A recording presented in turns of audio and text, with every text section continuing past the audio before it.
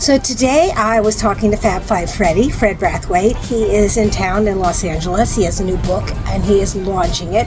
He's an artist and a musician, a personality, many things.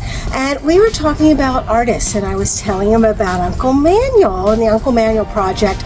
And I was telling him something and he's like, that is really interesting. He didn't know, so I thought I would share.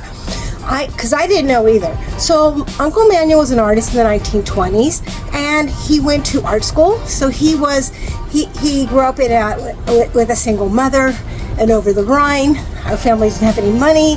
Some local real estate guy, I guess, discovered him and thought, oh, this guy has got a lot of talent, so sent him to art school, the Cincinnati Art Academy. Also New York, he went to Cooper Union.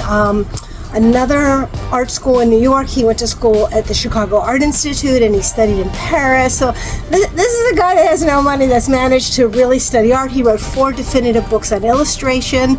And what I was saying to Fred is that in those days, photography had not caught up yet. It was not reproducing yet in the newspaper. So the big career, if you were an artist, was commercial and graphic art. They weren't quite into advertising yet. My uncle did start and launch 2 magazines about advertising in the 30s. But before that, it was newspapers. So to be a cartoonist, to be an illustrator, to have a cartoon section, to do caricatures for newspapers, that was the career. That was the career. And some major figures in those days. I mean, we have Milton Canoff, who was very famous. We have Ham Fisher.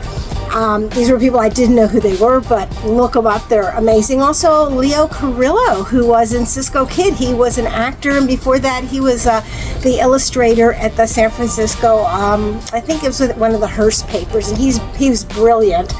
But one of the things my uncle did write about, which I thought was neat, he said in his 4 books on illustrating and newspaper art and sort of teaching the next generation how to draw and sketch, and he was also telling people how to make a living and the nuts and bolts behind the career. He said, look, you can sell a painting for $1,000, $2,000. You can do a fabulous graphic, and you can go syndicated, and you can make a lot more money on that same image when you do a cartoon or you do an illustration and it goes into the newspaper. So he was looking at it from a financial point of view, which I thought was fascinating.